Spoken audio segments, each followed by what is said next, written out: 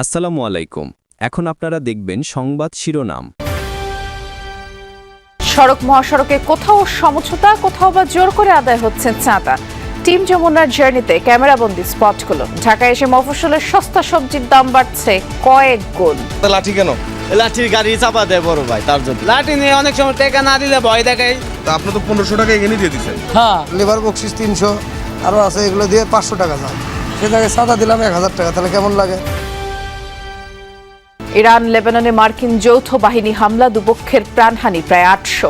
রিয়াদে মার্কিন দূতাবাস ও কূটনৈতিক এলাকায় আঘাত এনেছে তেহরানের ড্রোন। মধ্যপ্রাচ্যের যুদ্ধে জড়াবে না নেটো। মার্কিন বাহিনীকে যৌথ ঘাঁটি ব্যবহারের অনুমতি দিল না স্পেন।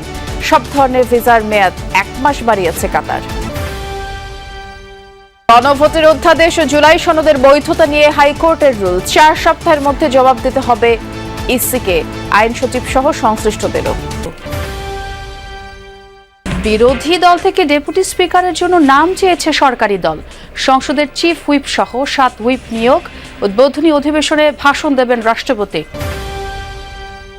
আদালতকে ব্যবহার করে গণভোট বাতিলের চক্রান্ত চলছে, অভিযোগ জামায়াতের। জুলাই সনদ বাস্তবায়নে সব এমপিকে শপথ নেওয়ার আহ্বান এনসিপির। অনলি দি জুলাই সনদ বাস্তবায়ন আদেশ, মাঝখানে আরও 135টা অর্ডিন্যান্স হয়েছে, সেগুলো বাদ যাক, সবই বাদ যাক, ফ্রেশে শুরু করি। বিভিন্ন লেয়ারে প্রতারণা করার জায়গা থেকে আমরা বর্তমান সরকারকে সরে আসার আহ্বান জানাবো এবং আদালতকে ঢাল হিসেবে ব্যবহার না করার আহ্বান জানাতে চাই। তেজগাঁও পলিটেকনিকের লতিফলে গভীর রাতে ছাত্রদল ছাত্র শিবির কর্মীদের মধ্যে সংঘর্ষ, আহত অন্তত 10। পরিস্থিতি নিয়ন্ত্রণে পুলিশের তল্লাশি। উন্নত বিশ্বের কৃষি খাতের আদলে তৈরি হবে কৃষক কার্ড। থাকবে উৎপাদন, বিপণন ও পরিবহনের সব তথ্য।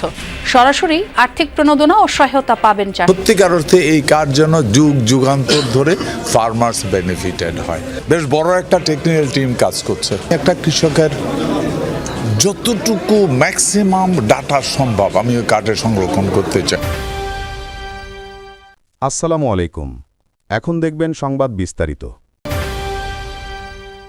ইরান ও লেবাননে ব্যাপক হামলা চালিয়ে যাচ্ছে যুক্তরাষ্ট্র ইসরায়েলের যৌথ বাহিনী। দুই দেশে প্রাণহানি বেড়ে ছাড়িয়েছে 600। ইরানের রাজধানী তেহরানে আবারও হামলার শিকার রাষ্ট্রীয় গণমাধ্যম। একাধিক সামরিক স্থাপনাতেও হয়েছে অভিযান। লেবাননের বৈরুতে হিজবুল্লাহর অবকাঠামো লক্ষ্য করে চলছে তুমুল হামলা। প্রাণহানি দাঁড়িয়েছে 52-তে, আহত 1.5 শতাধিক। পাল্টা জবাব দিচ্ছে ইরানও। মধ্যপ্রাচ্যের বিভিন্ন ঘাঁটিতে তেহরানের হামলায় এ পর্যন্ত 6 মার্কিন সেনার মৃত্যুর কথা নিশ্চিত করেছে ওয়াশিংটন। উপসাগরীয় দেশগুলোয় জ্বালানি স্থাপনা লক্ষ্য করে হামলা অব্যাহত রেখেছে ইরান। মঙ্গলবার সকালে একাধিক বিস্ফোরণ হয়েছে কাতারের দোহায়। মিসাইল ও ড্রোন ছোড়া হয়েছে কাতার, কুয়েত ও সংযুক্ত আরব আমিরাত লক্ষ্য করে। ইরানে আক্রমণের জন্য যুক্তরাষ্ট্রকে যৌথ সামরিক ঘাঁটি ব্যবহার করতে দেবে না স্পেন। ওয়াশিংটনের অনুরোধের জবাবে স্পষ্ট না জানিয়ে দিয়েছে মাদ্রিদ। স্প্যানিশ সরকার জানায় যুক্তরাষ্ট্রের সঙ্গে যৌথভাবে পরিচালিত রোটা এবং মরণ ঘাঁটি থেকে ইরান বিরোধী সামরিক অভিযান পরিচালনা করতে দেয়া হবে না। তেহরানে যুক্তরাষ্ট্র ইসরায়েলের যৌথ হামলার তীব্র নিন্দাও জানিয়েছেন স্পেনের প্রধানমন্ত্রী পেদ্রো সানচেস। বলেন, এই হামলার ফলে আন্তর্জাতিক পরিস্থিতি আরও জটিল এবং অনিশ্চিত হয়ে উঠেছে। দেশটির পররাষ্ট্রমন্ত্রী হোসে ম্যানুয়েল এক বিবৃতিতে জানায়, ইরানি জনগণের গণতন্ত্র, স্বাধীনতা ও মৌলিক অধিকারের পক্ষে স্পেন। ইরানে হামলা শুরুর পর রোটা ও মরণ ঘাঁটি থেকে 15টি যুদ্ধ বিমান সরিয়ে নেয় যুক্তরাষ্ট্র। উত্তরবঙ্গ থেকে 35 থেকে 37 টাকার বেগুন আর শশা কি করে ঢাকার বাজারে হয়ে যায় 100 টাকা কেজি? হাটে, বাজারে, আড়তে, সড়কে আর মহাসড়কে চাঁদাবাজদের দৌরাত্ম্য কি কমেছে আদৌ? সমঝোতায় নেওয়া টাকাকে চাঁদা বলতে না চাইলেও এর প্রভাব কি পণ্যমূল্যে পড়ে না? কতটা পড়ে? সবজির ট্রাকে চড়ে বগুড়ার মহাস্থান হাট থেকে পুরো পথ দেখে এসেছেন সহকর্মী আকলাকুস সাফা ও নাহিদ ইসলাম। 300 বছরের ঐতিহ্যবাহী হাটে সরাসরি সবজি আর কাঁচা তরকারি নিয়ে আসেন কৃষক। এখানেই ঠিক হয় গুণ বিক্রি হচ্ছে 14 থেকে 1500 টাকায়, মানে প্রতি কেজি 35 থেকে 37 টাকা। শশার দামও কেজিতে 35 থেকে 36 টাকা। এগুলো 23 ফেব্রুয়ারি সকাল 7টার দিকের ঘটনা। কত দিয়ে কিনছেন মন? 1300। এখন বেচতেছেন কত? 1600। বিক্রি হচ্ছিল 5 টাকা কেজিতে, আর কাঁচামরিচের কেজি 80 টাকা। চট্টগ্রামের সীতাকুণ্ড ইকো পার্কে গলাকাটা অবস্থায় উদ্ধার শিশুটি চিকিৎসাধীন অবস্থায় মারা গেছে। ভোররাতে চট্টগ্রাম মেডিকেল কলেজের আইসিইউতে চিকিৎসাধীন অবস্থায় তার মৃত্যু হয়। এর আগে রোববার সকালে সীতাকুণ্ড ইকো পার্কের ভেতর থেকে গলাকাটা অবস্থায় শিশুটিকে উদ্ধার করে সড়ক সংস্কারের কাজে নিয়োজিত শ্রমিকরা। উদ্ধারের পরে শিশুটিকে তার মা বাবার সাথে চট্টগ্রাম মেডিকেল কলেজ হাসপাতালে পাঠানো হয়। এই ঘটনায় সেদিন রাতে অজ্ঞাতনামা আসামিদের বিরুদ্ধে অপহরণ ও হত্যা মামলা করেন শিশুটির মা। থেকে সংসদের ডেপুটি স্পিকার মনোনীত করার জন্য মৌখিকভাবে প্রস্তাব দিয়েছে সরকার। সচিবালয়ে প্রধানমন্ত্রীর সাথে বৈঠক শেষে এই তথ্য জানিয়েছেন স্বরাষ্ট্রমন্ত্রী সালাউদ্দিন আহমদ। বলেন, বিরোধী পক্ষে আপত্তি সত্ত্বেও সাংবিধানিক রীতি অনুযায়ী সংসদের প্রথম অধিবেশনে ভাষণ দেবেন রাষ্ট্রপতি।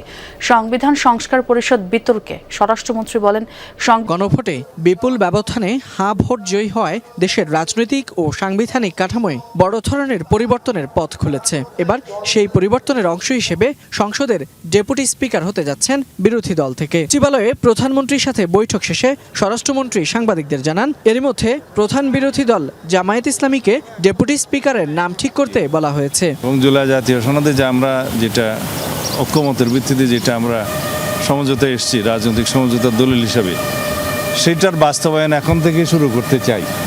সেই জন্য আমরা আমাদের দলের পক্ষ থেকে প্রধান বিরোধী দলকে আমরা মৌখিকভাবে আমরা সাক্ষাতে তাদেরকে অফার করেছি তারা যেন ডেপুটি স্পিকার তারা ঠিক করেন এবং সেটা সংসদে স্পিকার নির্বাচনের দিন একই সাথে নির্বাচিত হতে পারে। সংবিধান সংস্কার পরিষদ নিয়ে এক প্রশ্নের জবাবে মন্ত্রী বলেন, সংবিধানে সংশোধনী এনে সংবিধান সংস্কার পরিষদ আনা যেতে পারে, কিন্তু তার আগে সংবিধানে নেই এমন কিছু বাস্তবায়ন করা সম্ভব নয়। সংসদের বছরের প্রথমে এবং নতুন সংসদ গঠিত হলে তার প্রারম্ভিক সেশনে প্রথম দিনে রাষ্ট্রপতি ভাষণ দিবেন। সেটা এখনো পর্যন্ত সংবিধানে বহাল আছে, প্রথা আছে, ট্রেডিশন আছে। সুতরাং সেই হিসাবেই হবে। কেউ যদি দাবি করে সেটা ভবিষ্যতে যদি সংবিধানের সংশোধন করে যে রাষ্ট্রপতি আর ভাষণ দিবেন না, সেটা তখন দেখা যাবে। সংবিধান মেনে ত্রয়োদশ জাতীয় সংসদের প্রথম অধিবেশন। জামায়াতের নির্বাহী পরিষদ সদস্য ব্যারিস্টার শিশির মনির বলেন, আদালতের ঘাড়ে বন্দুক রেখে কোনো সিদ্ধান্ত হলে সেটা বুমেরাং হবে। আর দলটির মুখপাত্র বলেন, আদালতের রায়ের পর বিরোধী রাজনৈতিক দলগুলো সিদ্ধান্ত জানাবে। এদিকে এনসিপির মুখপাত্র আসিফ মাহমুদ সজীব ভুইয়া বলেছেন, সরকার গণভোট নিয়ে জনগণ আদালতকে মুখোমুখি। সনদ বাস্তবায়ন আদেশ স্থগিত চেয়ে করা রিটের শুনানি শেষে মঙ্গলবার আদেশের জন্য দিন ধার্য করে সোমবার রাতে সংবাদ সম্মেলনে কথা বলেন জামাতের মুখপাত্র এহসানুল মাহবুব জুবায়ের ও দলের নির্বাহী পরিষদ সদস্য অ্যাডভোকেট শিশির মনির। এ সময় দলের মুখপাত্র বলেন, আদালতকে ব্যবহার করে গণভোট বাতিলের চক্রান্ত হচ্ছে। দলের নির্বাহী পরিষদ সদস্য অ্যাডভোকেট শিশির মনির বলেন, গণভোট বাতিল হলে জাতীয় নির্বাচন সহ ৫ আগস্টের পরের সব সিদ্ধান্ত চ্যালেঞ্জের মুখে পড়বে। আদালতের রায় দেখার পরে আমাদের রাজনৈতিক দল, আমাদের শীর্ষ নেতৃবৃন্দ এবং আমাদের সংসদীয় দলের কমিটিতে আলোচনা করে পরবর্তী সিদ্ধান্ত আমরা জানাবো।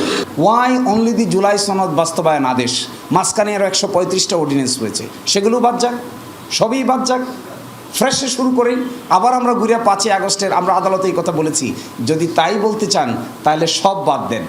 Late us go back before 5th August. একই ইস্যুতে রাতে জাতীয় নাগরিক পার্টি এনসিপিও সংবাদ সম্মেলন করে। দলের মুখপাত্র আসিফ মাহমুদ বলেন, জুলাই